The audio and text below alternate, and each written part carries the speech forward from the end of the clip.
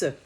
Voilà, en fait, j'avais envie de faire ce petit cas concret sur l'histoire d'une maman qui s'est retrouvée enceinte alors que voilà, c'était réellement un accident. Ce n'était pas avec le bon papa parce que le papa n'était pas tout clair.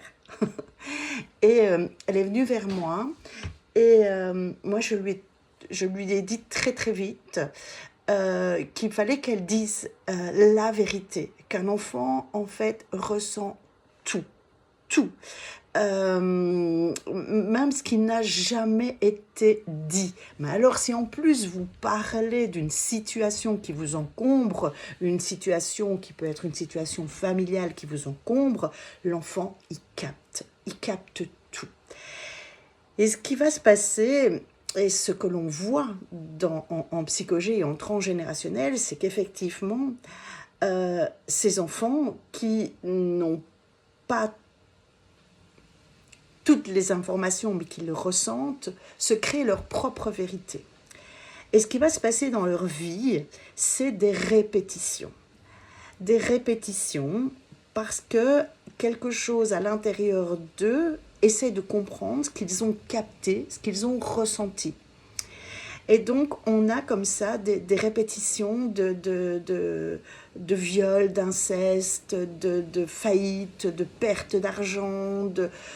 C'est énorme ce que l'enfant, par loyauté familiale, va mettre en place pour reproduire ce qu'il a ressenti, mais ce qui n'a pas été expliqué. Un enfant a des ressentis. Et donc c'est hyper important, même quand, j'ai envie de dire, quand vous discutez entre adultes et qu'un bébé, un tout petit bébé est présent, il capte, il ressent. Et comme il n'a pas cette intelligence pour comprendre et analyser avec toutes les infos, parce qu'il n'a pas d'expérience et de vécu, mais ce qui va se passer, c'est qu'il va reproduire. Alors moi je suis très attristée, ça me vibre en moi parce que pendant très très très longtemps j'ai accompagné ces enfants, ces mamans, ces parents, ces papas qui venaient me voir. D'ailleurs je leur fais un petit coucou à toutes les personnes que j'ai accompagnées, à toutes les familles que j'ai accompagnées.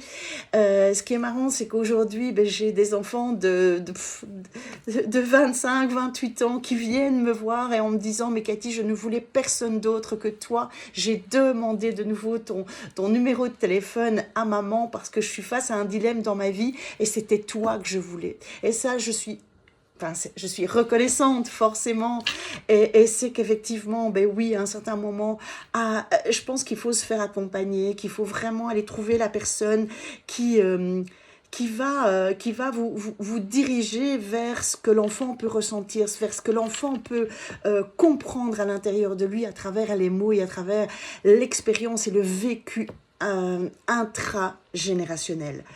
Voilà, donc je vous invite vraiment à aller vers des personnes, des thérapeutes qui vont pouvoir vous aider à mettre des mots et à expliquer exactement ce qui se passe avec des mises en scène, des peluches, voilà. Moi, si vous revenez vers moi, je vais vous orienter vers vraiment des personnes qui sont aptes à faire ça. J'en connais pas mal dans la région qui ont été formées par une grande dame et qui travaillent exactement comme moi. Et donc, voilà, je vous invite vraiment, ne restez pas avec ce que vous faites porter à vos enfants. Pas plus tard que ce matin, je voyais une maman dans la France qui pleurait constamment parce qu'elle devait aller déposer sa fille à l'école et qu'elle avait une angoisse énorme. C'était une nouvelle école, c'est une nouvelle région, c'est des nouvelles copines, c'est des nouvelles écoles, c'est une nouvelle institutrice, c'est tout nouveau. Et elle pleure et elle va à l'école avec ses lunettes de soleil parce que elle ne veut pas que sa fille la voie pleurer. Non, mais qu'est-ce qui s'est passé? Mais effectivement, cette petite puce de 6 ans qui, effectivement, vit un changement, mais la vie, c'est le changement, qui grandit tout simplement, en fait, se met à pleurer. Forcément, pourquoi? Parce qu'elle a ressenti tout ça. Donc, à bon entendeur, salut. Et si vous aimez vos enfants, réfléchissez et méditez sur les paroles et sur cette petite vidéo. Je vous dis à bientôt.